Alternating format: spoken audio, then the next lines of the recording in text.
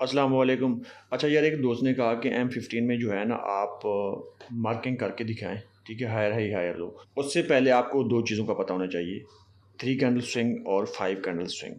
ये एक 5 candle swing है, ठीक है ना। ये एक कैंडल है बीच में, इससे दो कैंडल इधर नीचे हैं और दो कैंडल इस साइड पे नीचे हैं, ठीक है ना। ये एक वैलिड 5 कैंडल स्विंग है। 3 कैंडल इस तरह होती है, एक कैंडल होती है बीच में बड़ी सी, यानी एक विक कह लें या एक कैंडल कह लें। एक कैंडल इधर नीचे होती है और एक कैंडल इधर नीचे होती है, ये एक 3 कैंडल स्विंग है। लेकिन हमारा जो फोकस होता है वो 5 कैंडल स्विंग पे होता है। अच्छा, अब जाके हम मार्केट में देखते हैं 5 कैंडल स्विंग, क्योंकि आप जब मार्किंग कर रहे होते हैं हाई और लो तो आप स्विंग्स को ही देखते हैं, ठीक है ना। वरना आप हर कैंडल पे मार्क कर रहे होते हैं, यार ये एक हाई है, ये एक लो है, ऐसे नहीं होता। यहाँ पे आप देखें, आपको क्या नज़र आ रहा है। अब ये वाली कैंडल है, ये दो बिल्कुल बराबर हैं, लेकिन इसमें ये वाली कैंडल ऊपर है इससे।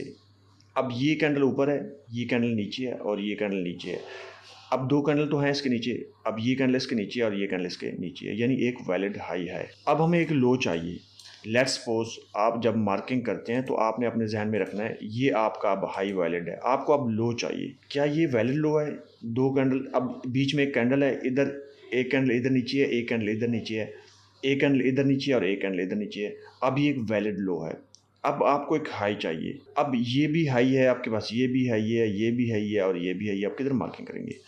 आपके पास ये कैंडल सबसे ऊपर है, ये कैंडल इसके नीचे है और ये कैंडल इसके नीचे है, दो इधर नीचे हो गई। एक कैंडल इधर नीचे है और एक कैंडल इधर नीचे है, यानी ये एक अब आपका वैलिड हाई है। अब आपको एक लो चाहिए। लो, अब देखें, ये भी लो है, ये भी लो है, ये भी लो है और ये भी लो है। अगर आप थोड़ा सा फोकस करें, गौर करें, आपको क्या नज़र आता है। अब ये कैंडल है, क्या इसके बाद इधर कोई दो कैंडल्स हैं? नहीं है। इस कैंडल के बाद दो कैंडल इधर हैं? नहीं है।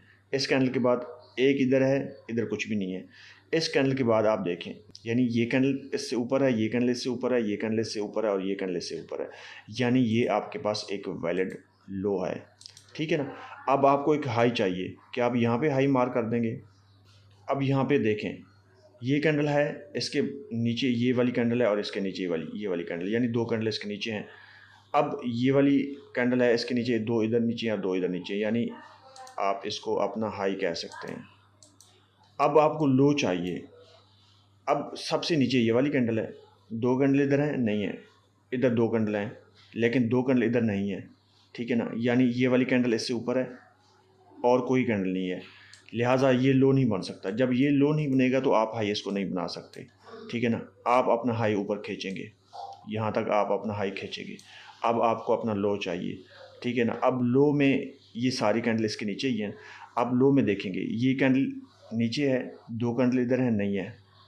दो कैंडल इधर है? नहीं है। इस वाली कैंडल के बाद ये नीचे है और ये नीचे है, लेकिन ये इससे नीचे है और ये इससे नीचे है, यानी ऊपर होनी चाहिए, ठीक है ना। अब ये वाली कैंडल है, दो इससे ऊपर है, दो ये इससे ऊपर है, ये इससे ऊपर है और ये वाली कैंडल इससे नीचे है, ये वाली कैंडल उससे नीचे है, लिहाजा ये एक लो नहीं बन सकता। और यहाँ पे आप आएँ, ये वाली कैंडल है, ये वाली कैंडल इससे ऊपर है लेकिन ये उससे ऊपर है, इसको आप कंसीडर कर सकते हैं, ठीक है ना।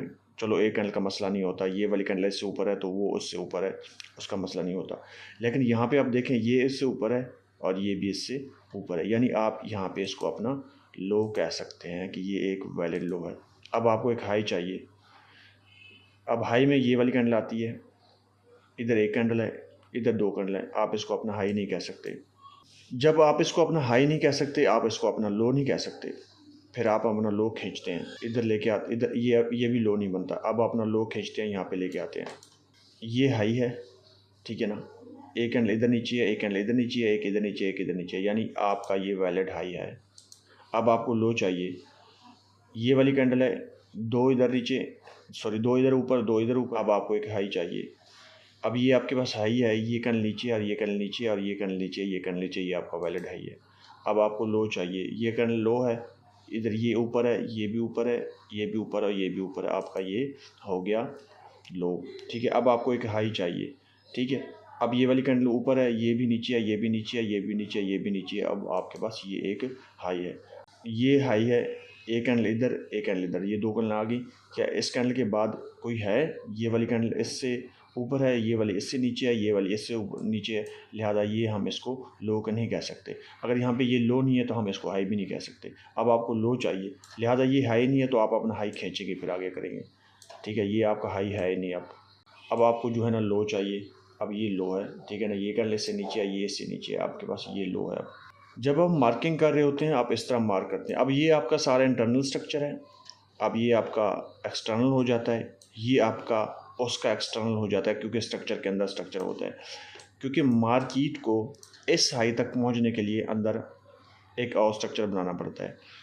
इस स्ट्रक्चर के हाई तक पहुंचने के लिए मार्किट ने एक और स्ट्रक्चर बनाना पड़ता है, ठीक है। तो ये सिनेरियो स्ट्रक्चर के अंदर स्ट्रक्चर होता है। अब हम M15 की मार्किंग की तरफ जा रहे हैं। पहले आप इसको H3 में देख रहे थे, अब आप इसको M15 में देख रहे हैं। M15 में आपको कितने हायर हाई, हायर लो, यानी स्विंग हाई स्विंग लो नज़र आ रहे हैं। आपको किस तरह स्ट्रक्चर नज़र आ रहा है, ठीक है ना। मेन चीज़ यही है, इसको कम्प्लेक्स स्ट्रक्चर बोलते हैं। मार्केट में जब स्ट्रक्चर कम्प्लेक्स होता है तो आप फंस जाते हैं कि क्या होने वाला है।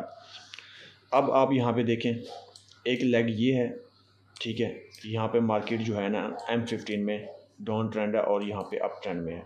क्योंकि भाई ने कहा था हायर हाई हायर लो, तो हम इसलिए अब इसको अपनी जहाँ पे मार्केट बुलिश है हम उस साइड को मार करते हैं।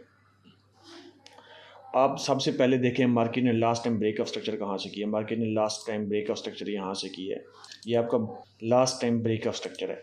उसके बाद मार्केट ने क्या किया है, अब ये आपके पास लो है, अब ये आपके पास हाई है। अब आपके पास ये हायर लो है, ये आपके पास हायर हाई है, ये आपके पास हायर लो है, और ये आपके पास हायर हाई है। ये आपके पास हायर लो है और ये आपके पास हायर हाई है। अच्छा, यहाँ पे आप देखिए कि मज़े की आपको चीज़ बताता हूँ मैं, कि यहाँ पे थोड़ी सी कन्फ्यूजन होगी शायद आपको। आप सब लगाएं यहाँ पे, आप इसको चेक करें ज़रा। ये आपके 0.5 के लेवल तक ये वाली लेग नहीं आई, ये वाली लेग, इस लेग की मैं बात कर रहा हूँ, ठीक है।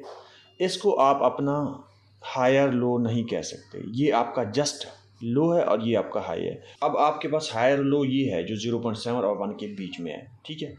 कम से कम इस लेग को 5 तक आना चाहिए, 0.5 तक आना चाहिए, ठीक है। अब आपने दोबारा इस तरह कंटिन्यू करना है। ये आपका हायर हाई है। अब बीच में जो आपका स्ट्रक्चर नज़र आता है ये M15 का इंटरनल स्ट्रक्चर, ये M15 का इंटरनल स्ट्रक्चर है, ये M15 का इंटरनल स्ट्रक्चर है, ठीक है। और ये M15 का इंटरनल स्ट्रक्चर है। यहाँ पे आपका चेंज ऑफ करैक्टर हो गया M15 में, यहाँ पे दोबारा फिर चेंज ऑफ करैक्टर हो गया। अब आपका M15 का ये इंटरनल स्ट्रक्चर है, ये M15 का इंटरनल स्ट्रक्चर है, ठीक है। ये आपको स्ट्रक्चर के अंदर स्ट्रक्चर नज़र आ रहा है। जिस तरह हम H3 में स्ट्रक्चर मार्किंग कर रहे थे, वहाँ पे इंटरनल स्ट्रक्चर था। जब आप यहाँ पे M15 में स्ट्रक्चर मार्किंग कर रहे होते हैं तब भी आपको इसके अंदर इंटरनल स्ट्रक्चर मिलता है। अब ये आपका ये आपका चेंज ऑफ करैक्टर है, ब्रेक ऑफ स्ट्रक्चर है, ये आपका ब्रेक ऑफ स्ट्रक्चर है यहाँ से, और ये आपका ब्रेक ऑफ स्ट्रक्चर है। इस हाई तक पहुँचने के लिए मार्केट ने क्या से क्या किया, आपको मैं सारी चीज़ें मैंने दिखाई हैं कि M15 में मार्केट ने किस तरह बिहेव किया है।